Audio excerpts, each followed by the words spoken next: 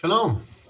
This is Rabbi Abraham Fisher speaking to you again for Parsha highlights and insights.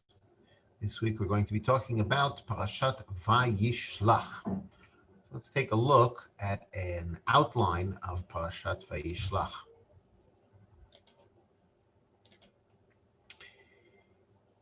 In the Parasha, we have put behind Yaakov's very fraught relationship with Lavan, and now Yaakov is very close to entering the land of Israel, and therefore he anticipates that he will have an encounter with Esav.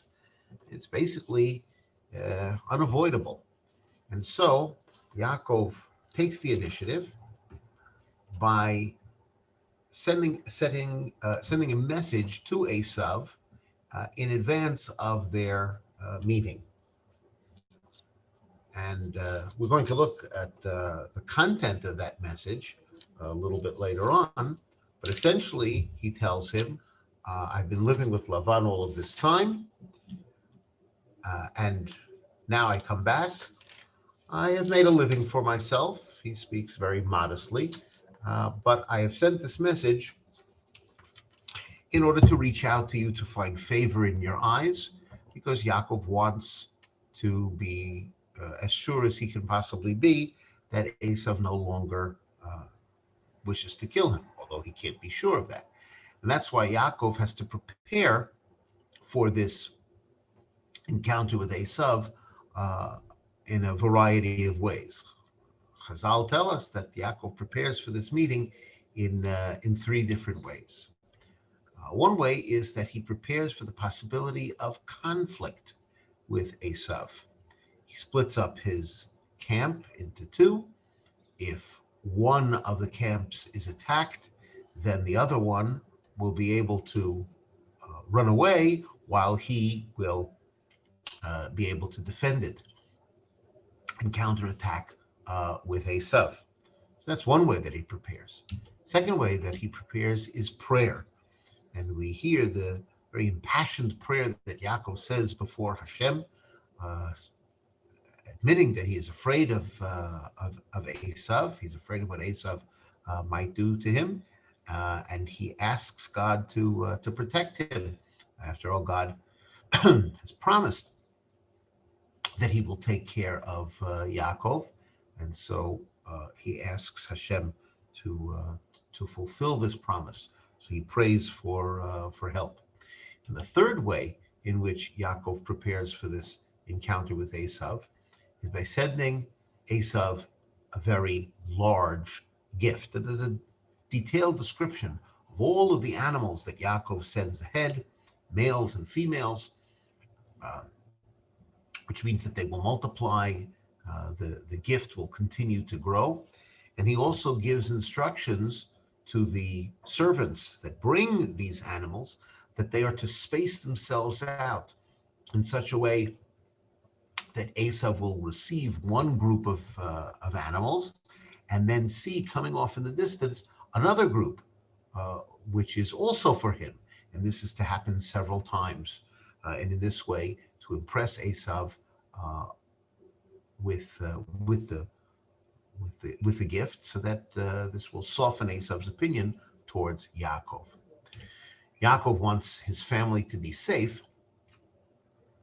so he takes them across the river. That essentially means that he is entering into Esav's territory. And at a certain point, after taking all of his possessions and all of his family across the river, he finds himself at one point completely alone. And there, in the middle of the night, an angel begins to wrestle with him. The Torah calls this angel Ish, which could mean man. It's very clear that this entity is not a human, but an angel. And our rabbis teach us that this angel is actually the angel that is connected with Esav himself. And in this sense, we can say that Yaakov is wrestling with the angel in anticipation of what he might have to do in his encounter with Esav. But he wrestles all night, and he is able to maintain his own against the angel, which should show Yaakov that although his encounter with Esav and his ongoing interactions with Esav could be very, very difficult, but he is capable of holding his own against uh, against the physical Esav, now that he is dealing with the angelic counterpart of Esav. But during the course of the night, when the angel sees that he is not able to prevail against Yaakov, he injures Yaakov by touching him in his hip, and still Yaakov will not let go. And Yaakov insists that I will not let you go, even though the sun is coming up and the angel needs to leave. I will not let you go unless you bless me. And so the angel says, well, what is your name? Yaakov. He says, well, your name will no longer be called Yaakov.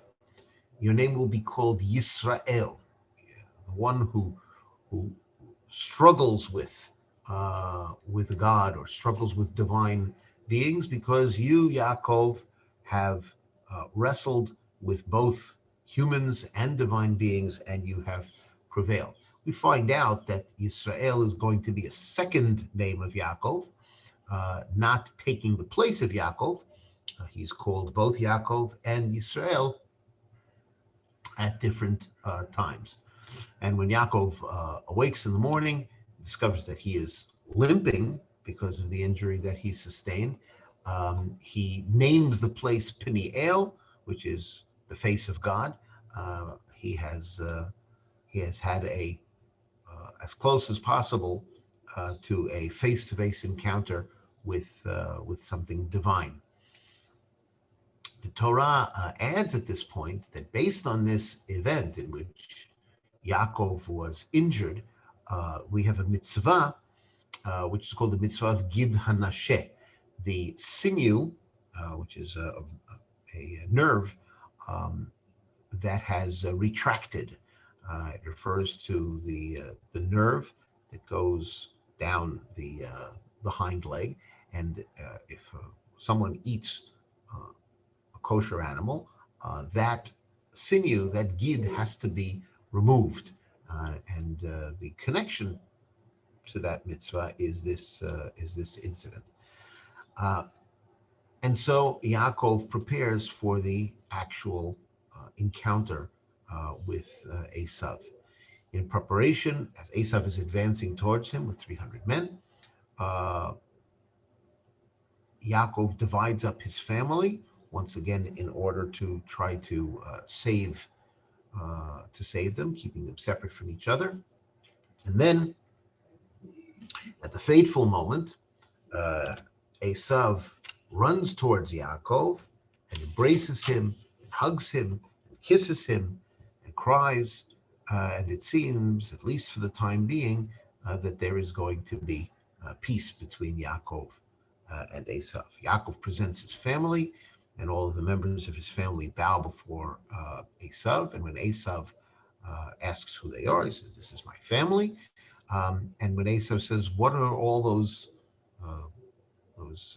animals that came towards me?" Yaakov says that they're for you. They're a gift for you. Esav doesn't want to take it, but Yaakov insists, and Esav agrees to take the gifts. Eventually, they're going to go their separate ways, but Esav says to Yaakov, "Well, come with me back to where I live, and we'll stay together for a while." And Yaakov says, "No, I can't do that. I'm traveling with women, with children. Everyone is very delicate. The animals are very delicate. I can't push them too hard. So I can't slow you down. You're a group of men. You can go very fast. I can't do that to those who are going with me." Esav says, "Well, I'll assign some men to be with you." He says, "No, please don't do that." And Yaakov says, "I'll come to you when I'm able to.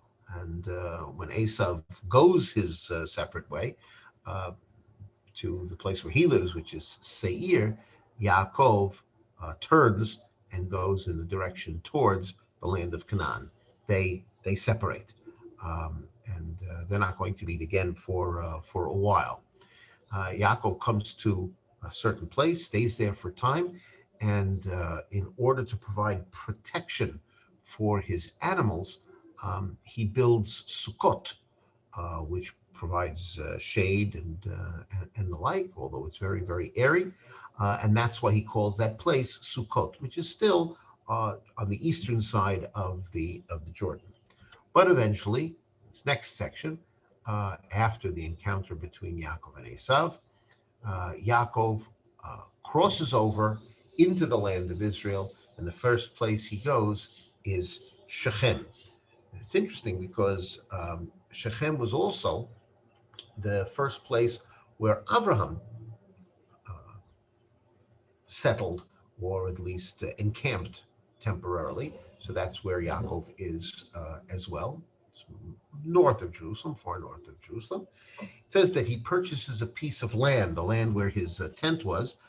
We only find out much, much later on in actually in the book of Yehoshua, that this piece of land that Yaakov purchases here will eventually be the burial place of Yosef.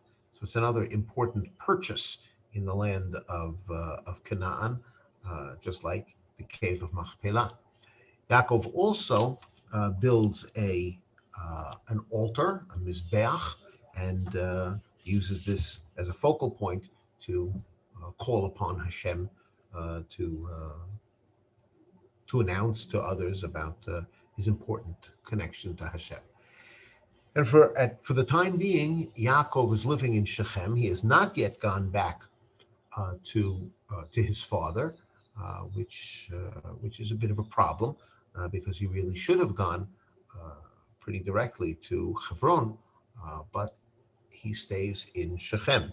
And while in Shechem, a terrible incident, the tragedy of Dinah, Yaakov's daughter, Dinah. Uh, the place where they are is Shechem, and the king of Shechem is called Hamor, and Hamor's son, it's called the prince, the heir apparent, is named Shechem, same as the city. Shechem kidnaps and abuses Dinah, keeps her under his against her will, and then expresses the desire to marry Dinah. And so so Shechem says to his father, to Hamor, I want this girl to marry. Start negotiations with her family. And so we have some negotiations over the issue. Now, the brothers of Dinah are incensed that they would think that after abusing her, after kidnapping her and abusing her, that would be an acceptable way of starting a marriage. So they have no intention of allowing this. Of course, they're at a disadvantage because they're in the midst of a foreign area, and they're unable to insist too strongly without creating difficulties. So the Yaakov himself, by the way, seems to be very silent in all of this. The brothers make a statement. They say the only way we can consider this marriage, indeed, the king has said, not only should my son marry your sister, but we should make more marriages between our peoples and join our peoples together. And this also would be unacceptable.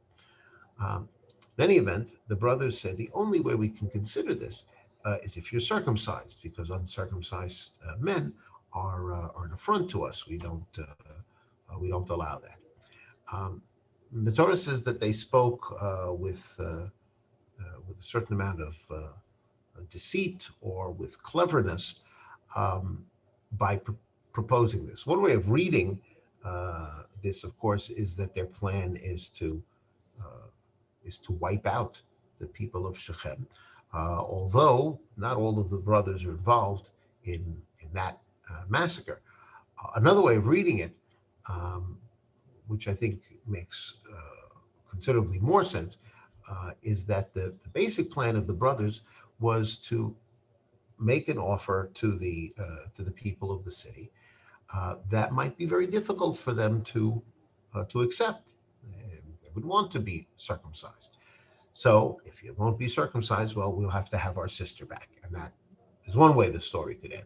Or um, they would submit to circumcision, and then while they are recuperating, the brothers would come in and just take Dinah back without meeting any opposition, because they would all the people would be too weak to resist. So that could be the clever proposal that they made.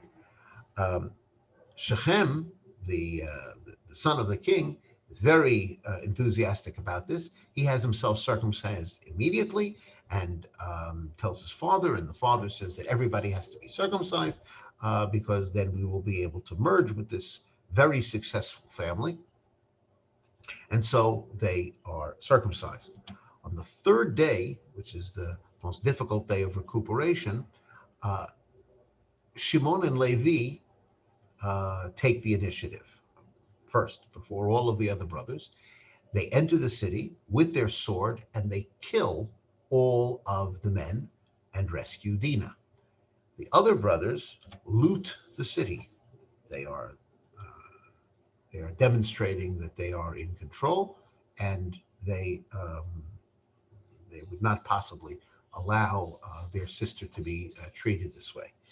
The story concludes um, by Yaakov rebuking Shimon and Levi for their hot-headedness, for their anger, and how this could bring upon Yaakov a great disaster, because the people of the country, the rest of the people of the country, they might very well retaliate, and what would happen then? Um, but the response is, can we allow them to treat our sister as a harlot? And the story ends with that question hanging in the air. Yaakov has a point, and the brothers have a point as well.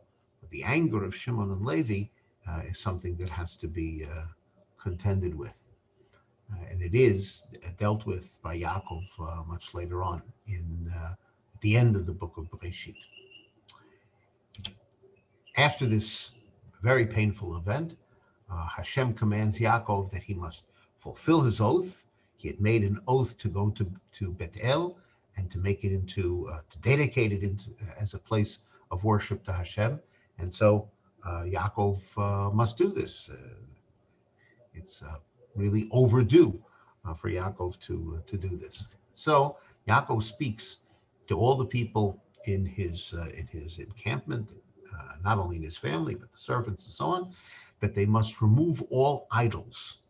Now, what are idols doing there? Well, very possibly uh, in the looting of the city of Shechem, they took all different kinds of items, including idols. So what he's saying is, if anything was idols, doesn't matter if it's valuable, if it's still an idol, then you have to get rid of it. And also purify yourselves, because we're going to Bethel. And so they take all of the idols and they bury them underneath a tree in that area. And then they, Yaakov and his family, begin to travel on the way to Bethel, also known as Luz. The Torah says that as they were traveling, all of the inhabitants of the area were terrified of Yaakov and his family, and therefore they didn't attack.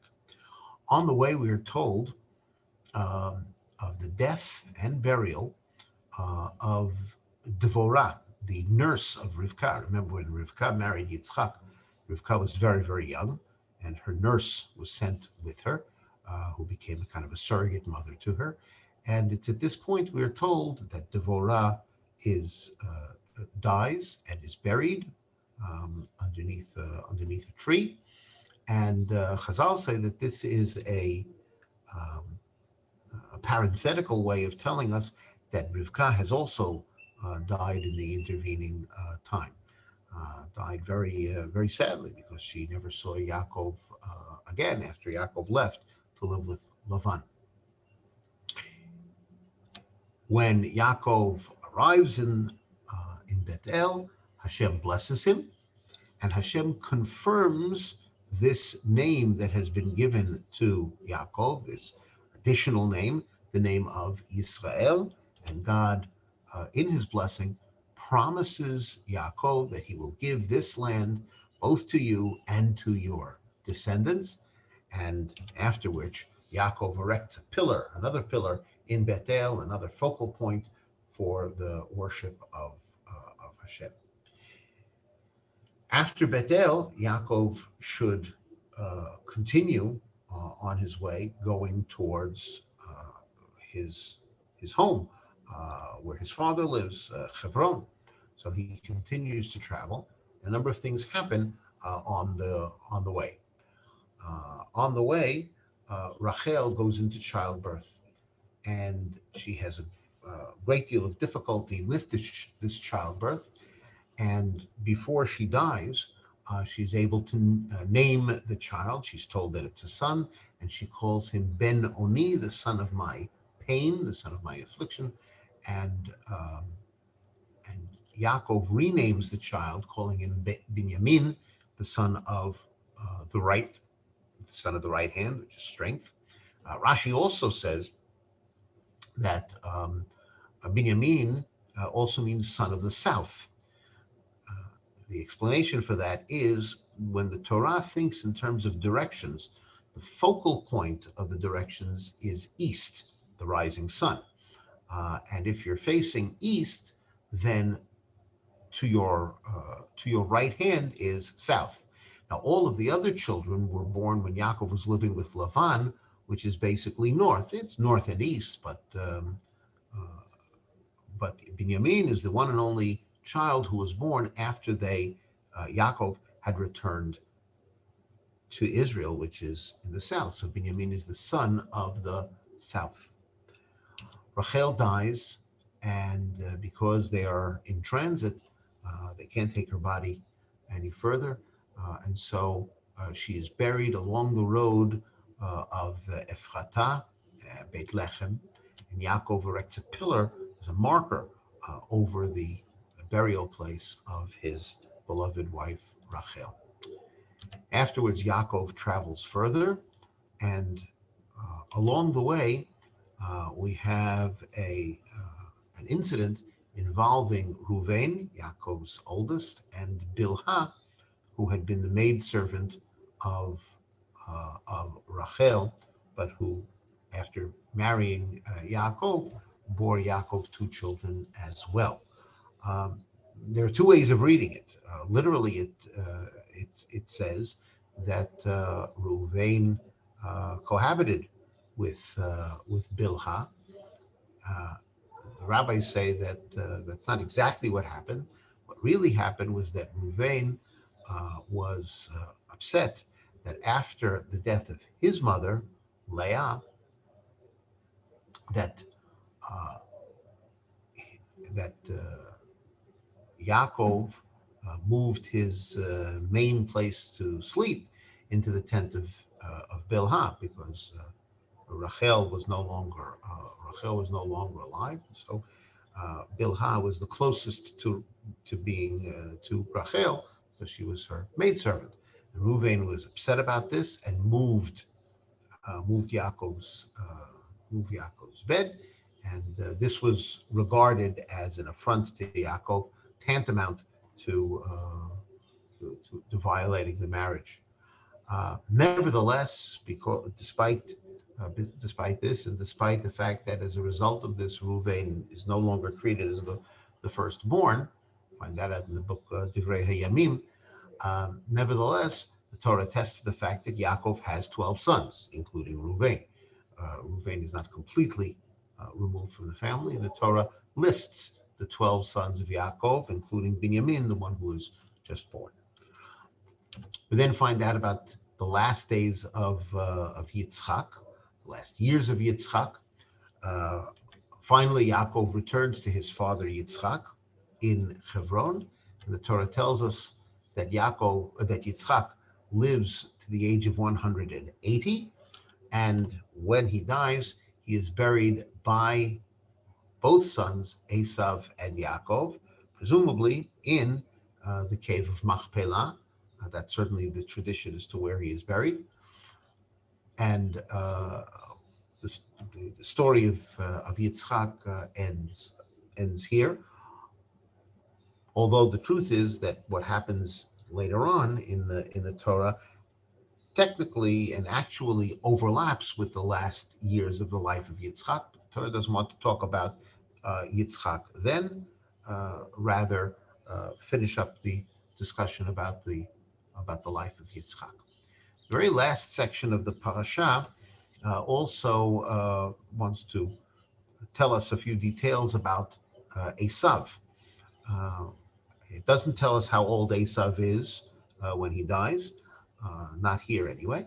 Uh, and it doesn't even mention the death of Esav per se. What it does talk about is that Esav becomes the nation of Edom. It tells us about Esav's 3 wives and the 5 children they had when Esau was still living in Canaan. And then, because there wasn't enough room for Esav and Yaakov to be living so close to each other, Esav moves to an area close to Israel, Mount Seir. And the Torah tells us about Esav's descendants, not only his children, but his grandchildren, and the various chieftains of Edom that lead the people of Esav, known as Edom. So we have a lot of lists of names here. Now, when Esav moved to Seir, Torah wants to tell us about the person named Seir, Seir HaChori, Seir the Chorite, and Esav and Seir are forever locked together. There's marriage that takes place between them. And so from this point on, we don't really talk about Edom without talking about Seir as well. The Torah even lists the kings that ruled over the people of Edom before there was ever a king in Israel. And then after the kings, there was a period that they did not have kings, but they had chieftains, and there were later chieftains of Edom listed as well. The Torah wants to finish talking to us about Esav and about Edom, because from this point on, the Torah is going to focus all of its attention on Yaakov and his descendants. So we conclude the parasha with these concluding lists in the nation of Edom, the nation that was started by Esav. I'd like to go back to the very beginning of the parasha and see how Yaakov prepared for this encounter with Esav, the first encounter with Esav in many, many, many years. The first thing he does is Vayishlach Yaakov malachim lefanav. Yaakov sent messengers. Actually, malachim means angels, and Rashi says they're actual angels, ahead of him to Esav, his brother, Al Seir, to the land of Seir, which is, we find at the end of the parasha, is where Esav eventually settles, Sedei Edom, the field of Edom. Vayetzav otam, and he commanded them. He gave them the following instructions, Lemor, saying, Ko tomrun ladoni le'esav. So shall you say to my master, to Esav.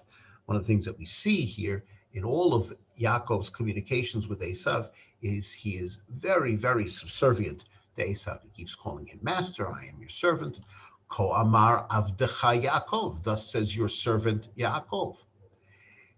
And his message is, Im Lavan galti. I have been living with Lavan. Va'echar ad ata. But I've remained, or I've been detained until now. I've been living with Uncle Lavan for a long time.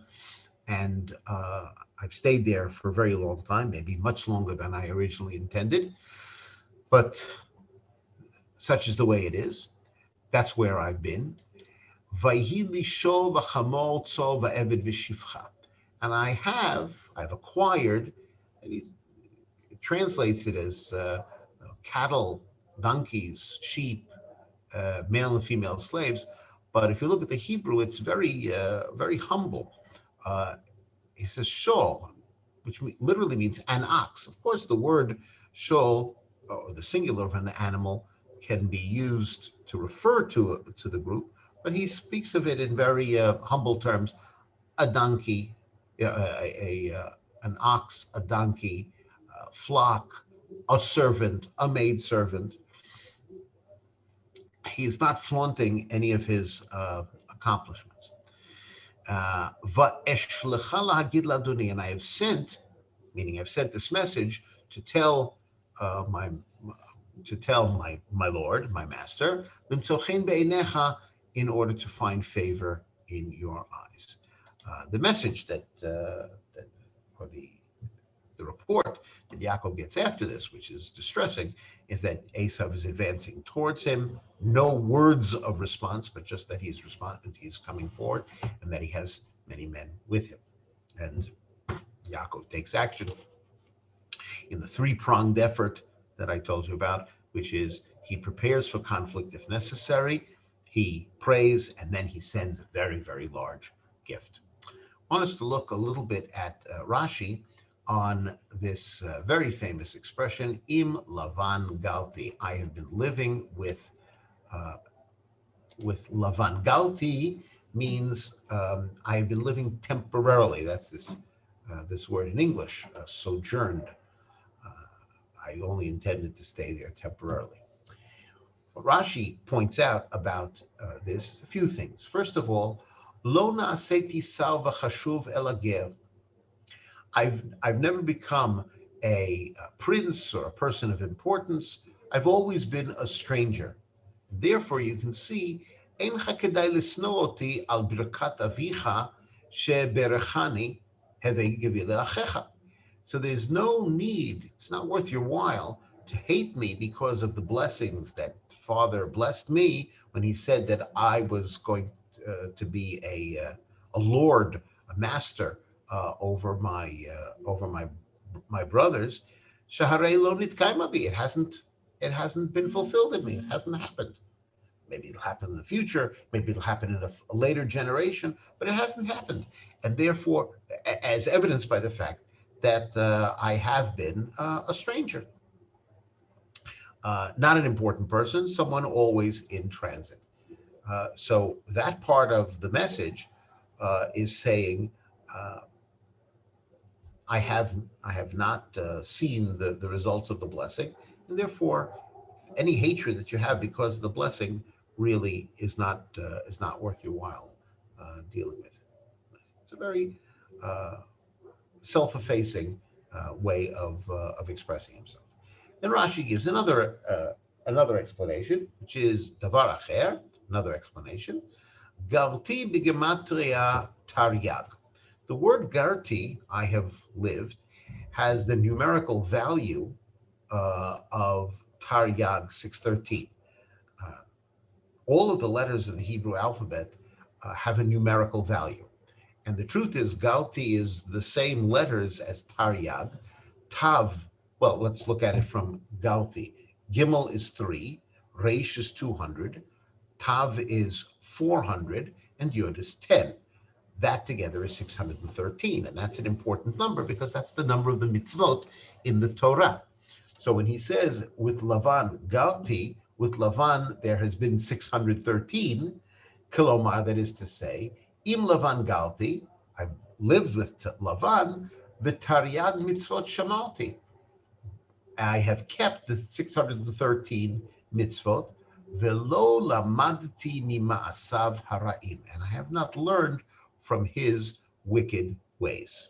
Now, this is a different kind of a message. It's not as obvious as what Yaakov is saying, which is, I've been living with Lavan. The first part of Rashi, I've only been a stranger with Lavan, I'm nobody important, so that's self-effacing. But Rashi might be suggesting that there is a subliminal message that at the very same time as he's saying, I haven't accomplished much, but let me tell you what I have accomplished. I have succeeded in fulfilling all of the mitzvot of the Torah, and I haven't learned from his wicked ways. The the import of this level of the message, the subliminal message, is very different. It's not self-effacing. He's asserting what Yaakov is asserting what he has accomplished. Of course, we can always ask the question, assuming that Esav gets this part of the message. We're not so sure that he would get it because it's very subtle. It's couched in coded terms. Garti equals 613. It means I've kept the 613 mitzvot. But assuming that Esav gets that part of the message, understands that part of the message, the question is, why would Yaakov be telling Lavan this? Telling Esav this? Why would it be? What impression would it make on Esav to know that his brother Yaakov, who always kept the mitzvot of the Torah, kept them when he was living with Lavan? So I think one way of reading this, which I think is very instructive, is to point out Lavan was, as we know, was a very deceitful person, a conniving person, and the goal of Lavan was not just to take advantage of Yaakov financially, materially, but to change Yaakov. And the truth is that Yaakov underwent quite a bit of change when he was with Lavan. At the beginning, before Yaakov went to Lavan, his dreams were filled with a ladder that has angels that ascend and descend. After living with Lavan for 20 years, the dreams of Yaakov are about the sheep and the goats multiplying to his advantage. So Yaakov's dreams have changed over this time from something very lofty and spiritual to something very, very material. Lavan had a certain effect on Yaakov, and it's for that reason that Hashem told Yaakov, and Yaakov told his wives, it's time to leave. But despite all of that, Yaakov was able to hold on to certain very important basic values, namely the mitzvot.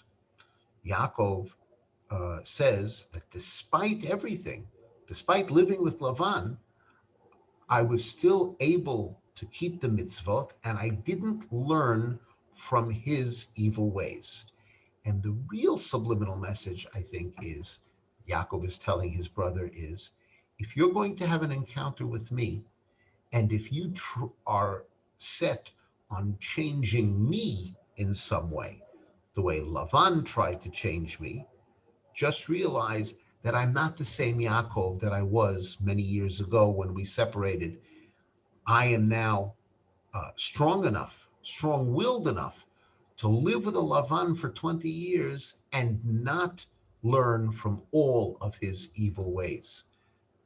So don't think that you, Esav, can change me either, because I'm not the same person I was before. I have a much stronger will. I can withstand the Lavan. I can withstand you as well.